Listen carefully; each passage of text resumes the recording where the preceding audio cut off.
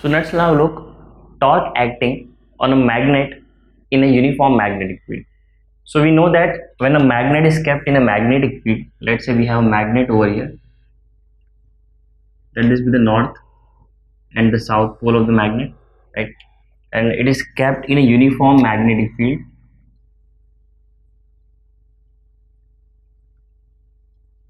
So it is obvious it will experience a torque, right? Let's say this is the direction.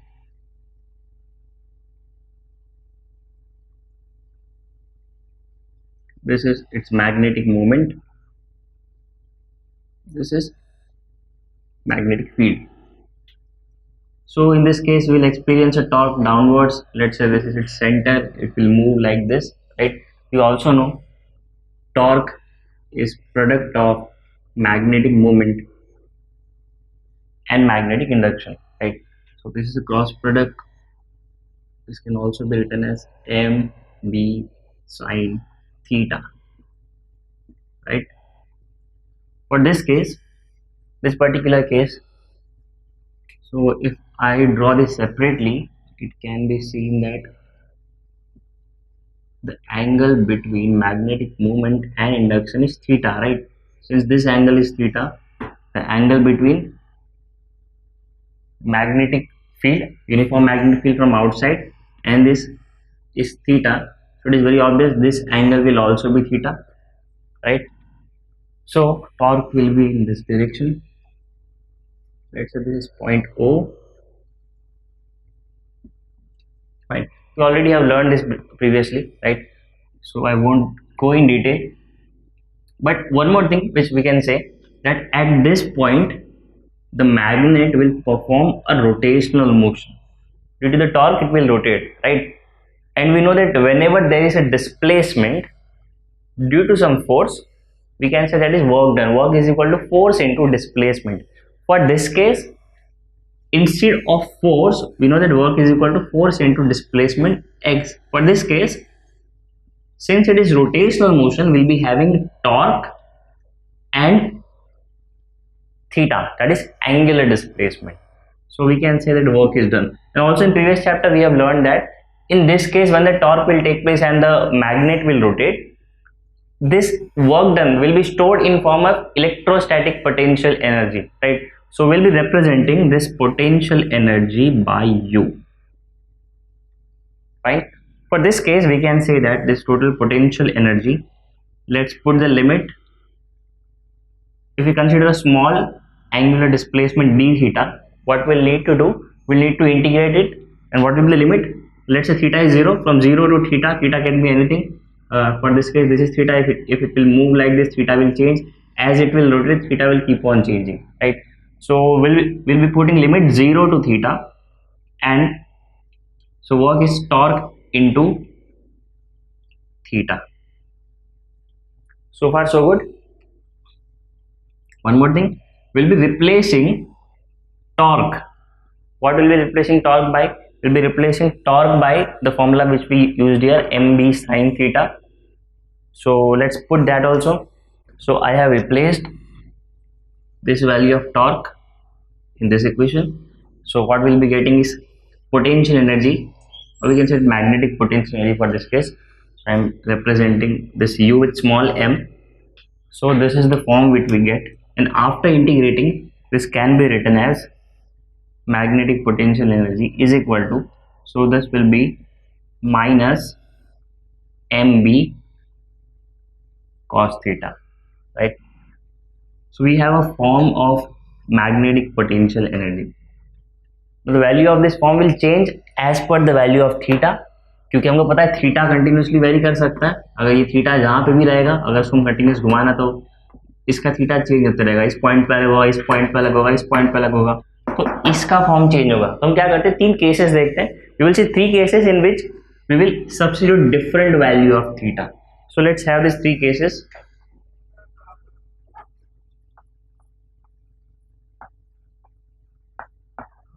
So what we can say, we can take any random angles, but we'll be taking angles such as 0, 90 and 180.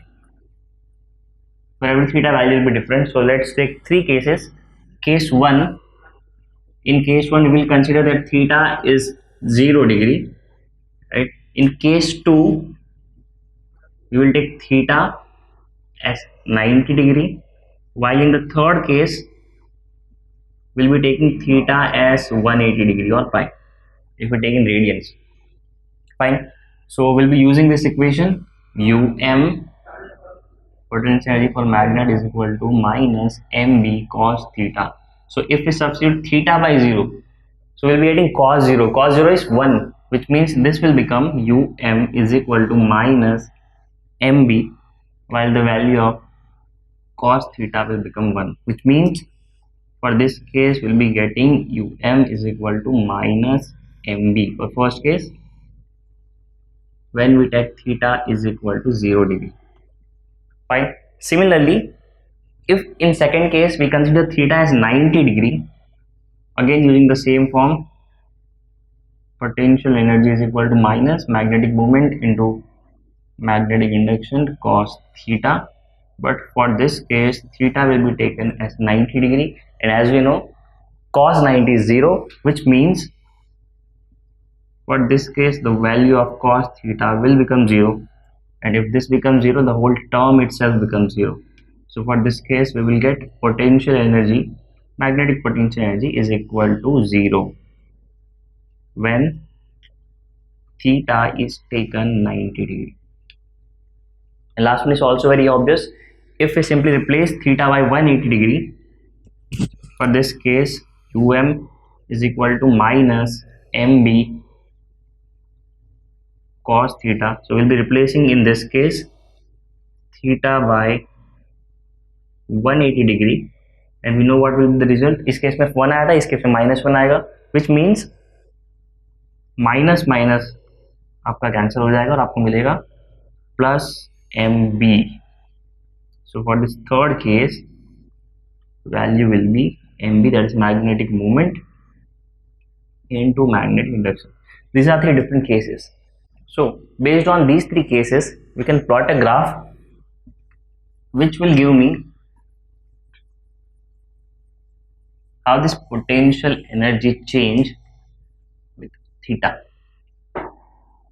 So let's have the x-axis as theta, while the y-axis is potential magnetic energy. Fine. So let's take first let's start with 0 degree, 90 degree and 180 degree.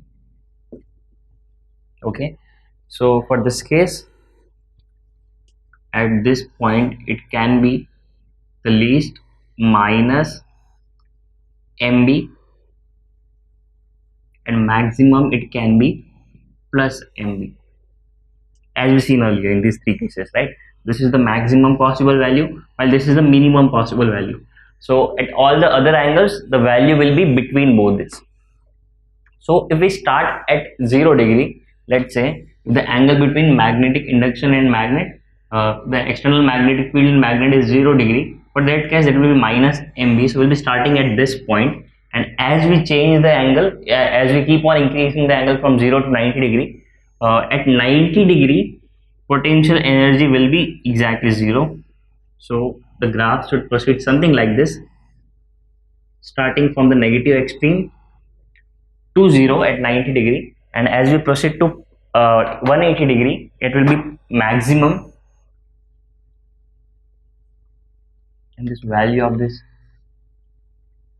peak will be plus mb. Fine. One more thing we can conclude from here, as we have already studied in rotational motion, we have a formula which says torque is product of 2 things. Can you recall what are those 2 things? Torque is product of moment of inertia and angular acceleration alpha.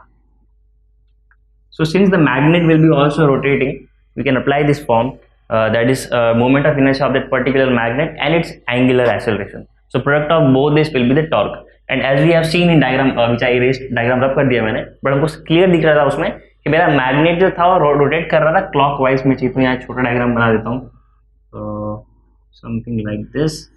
Magnet हमने torque नीचे रखा था ना, तो इसका मतलब है ये आपका magnet ऐसे घूमता, that is clockwise. सो ये मेरा टॉर्क हो गया मैग्नेट का, और इसको मैं एक और तरीके से लिख सकता हूँ. What is alpha? Alpha is angular acceleration, right? Can I write angular acceleration as d omega by dt, that is rate of change of angular velocity with respect to time? Definitely I can, but I can also write this as I d dt, since we know that alpha is equal to d omega by dt. In similar manner, in similar fashion, we can also write this as d theta by dt, since we are familiar that omega is d theta by dt, which means torque can be written as I, that is moment of inertia, d square by dt square theta. This is the torque which the magnet will experience.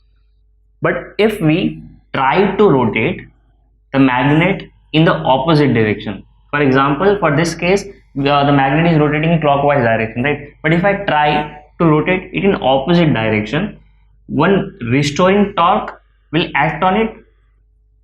That is, if I draw a diagram to make you visualize, let's say this is the magnet is moving in this direction, the torque is making it rotate in clockwise direction. But अगर मैं एक opposite direction में torque लगाऊं, उसको let's say opposite direction में torque लगाऊं जो कि कुछ इतना होना चाहिए, right? तो उसको एक restoring torque फील होगा ना, क्योंकि magnet is moving in this direction while I am trying to move it in opposite direction. So restoring torque कितना होना चाहिए?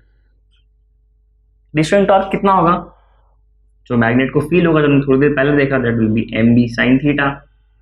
Fine. So we have two torque in total. First is one which we are applying in the opposite direction. Let me change the color. And the one which is restoring torque, that is acting automatically due to the magnetic field in which the magnet is placed, right? This both the torque will be equal. जितना torque मैं यहाँ पे apply करूँगा उतना ही restoring torque इसको feel होगा, क्योंकि वही बात है, एंगल अकॉर्डिंगली चेंज होगा, थीटा चेंज होगा, ये साइकिल वैसा के वैसा वापस जाएगा. ठीक है. सो क्या मैं यहाँ पे बोल सकता हूँ, अगर मैं इन दोनों इक्वेशन को नाम दूं, let's name this equation 1 and equation number 2. Can I compare both this equations? Definitely. So अगर मैं इन दोनों इक्वेशन को कंपेयर करूँ, मैं दोनों के यहाँ पे देख सकता हूँ कि दोनों के LHS सेम है, मैं दोनों के RHS को इक्वेट कर सकता हूँ. So let's equate the RHS. So these are the two equations. First one is the torque which are we applying, right? That is I into d square by dt square theta, d square theta by dt square, and the another one is the restoring torque which will act automatically since it is in opposite direction. Let's give a minus sign. Okay, one more thing. In case if theta is very small, we already know if theta is very small, we can take sin theta as theta, right? We already done this practice many time before, बहुत बार पहले भी कर चुके हैं. sin theta को theta ले सकते हैं, condition is theta should be very small. How small? हमने देखा ऑसिलेशन में, less than around 6 डिग्री या उससे कम. So for this case, if theta is very small, we can take this as torque is equal to minus mb theta. So let's name this. Let's say this is equation first and this one is equation second. Last time इसको दिया था, उसको थोड़ा change कर दिया मैंने. sin theta को हमने theta ले लिया. Fine. So let's start equating. So RHS of both these equations can be equated. This will give me I d square by dt square into theta. And on the other side we'll be having minus mb plus sin theta तो by का theta minus mb theta. Okay. Let's shift this I on the other side.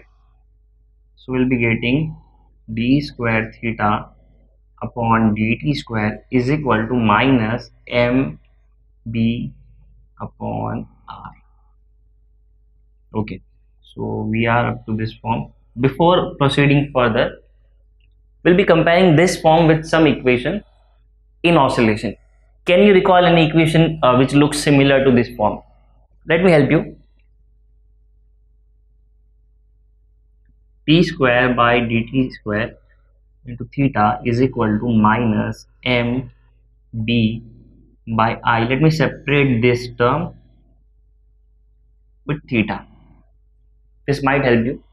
What is theta in this case? Theta in this case is angular displacement, right? If you recall, in oscillation chapter we have seen an equation which is something like this: linear acceleration d square x by dt square is equal to minus omega square x. What is x? X is displacement, linear displacement. Obviously in this case that is angular displacement. So if we compare both this equation, there's a similarity, right? X theta d square by dt square. So if I compare both this equation, can I conclude from this that for this case this value in the bracket is similar to omega square, right? So comparing both this equation, we'll say that omega square for this case is represented by mb upon I, which also means omega is equal to mb by I under root. What is omega, by the way? That is angular velocity. So we have now angular velocity, but if we need to figure out what is frequency, how can we find frequency? Since the magnet is rotating, can we find frequency, or let's say time period of this rotation using this formula? Yes, definitely we can. So we already know a formula of a time period which has omega in it.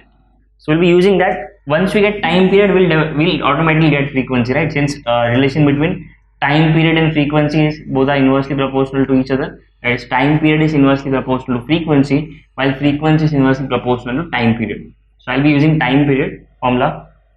The formula is something like this: time period is equal to